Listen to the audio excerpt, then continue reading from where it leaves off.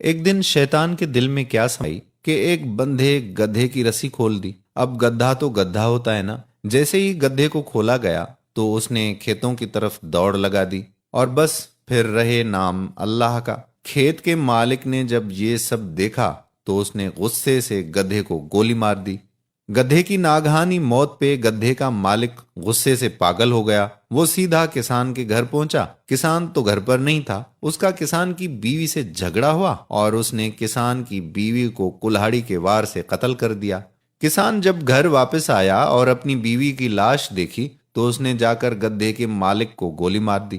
اپنے شوہر کی لاش دیکھ کر گدھے کی مالکن اور اس کے بیٹوں نے قسم کھائی کہ ہم جا کر کسان کا پورا گھر مکینوں کے ساتھ جلا دیں گے۔ شام میں گدھے کے مالک کے بیٹوں نے کسان کا پورا گھر جلا دیا۔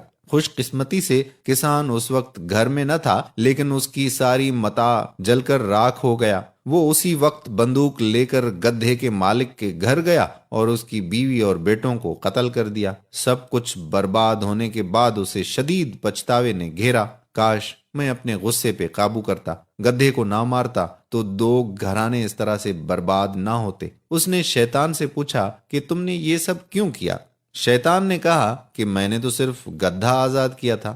تو اگلی بار کچھ بھی کرنے، کہنے یا لکھنے سے پہلے کاش ہم یہ سوچ لیں کہ کہیں شیطان نے ہمارا گدھا تو آزاد نہیں کر دیا۔ ہم جلد بازی میں بہت سارے ایسے فیصلے کر بیٹھتے ہیں کہ جن کا پچھتاوا پھر ہمیں زندگی بھر ہوتا ہے۔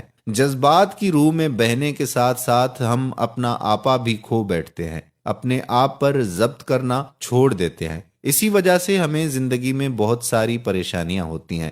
کسی بھی راستے پر چلتے ہوئے کسی کا کاندھا کیوں ٹکرایا ہم سے اور پھر ہم نے گالی گلوچم شروع کر لی، اور پھر اس کے بعد آپ کو پتا ہوتا ہے کہ کیا ہو جاتا ہے۔ لوگ کہاں سے کہاں پہنچ جاتے ہیں، ایک دوسرے کو قتل کرنے پر لوگ آمادہ ہو جاتے ہیں، اور پھر جھگڑا اس حد تک بڑھ جاتا ہے کہ ختم ہونے کا نام تک نہیں لیتا، اور کئی خاندان اجڑ کر راکھ کے ڈھیر میں تبدیل ہو جاتے ہیں۔ ہماری یہ نادانیاں ہمیں بہت بڑے نقصان میں مبتلا کرنے کے بعد بھی ختم نہیں ہوتی۔ اس لیے اپنا محاصرہ کیجئے، سوچئے کہ آپ کا ایک قدم کسی کی جان کا دشمن تو نہیں بن سکتا۔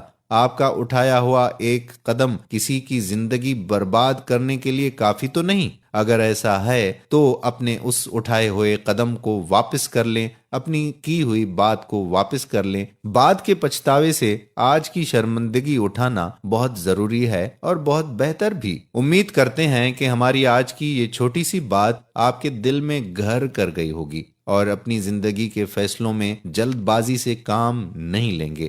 اور اگر آپ ایسا کریں گے تو نیچے کمنٹ باکس میں انشاءاللہ ضرور لکھیں۔ اللہ پاک آپ کو اور ہمیں صراط مستقیم پر چلنے کی توفیق عطا فرمائے۔ آخری گزارش کہ اگر آپ نے ابھی تک ہمارا چینل راہ حیات سبسکرائب نہیں کیا تو راہ حیات کو سبسکرائب کر لیں اور بیل کے بٹن کو بھی پریس کر لیں۔ نیچے دیے گئے کمنٹ باکس میں اپنی آراء سے بھی ہمیں ضرور آگاہ کیجیے۔ اس ویڈیو کو شیئر بھی ضرور کیجیے اور لائک بھی کیجیے۔ آنے والی ویڈیو تک قادر کلوڑوں کو اجازت دیجیے۔ اللہ حافظ۔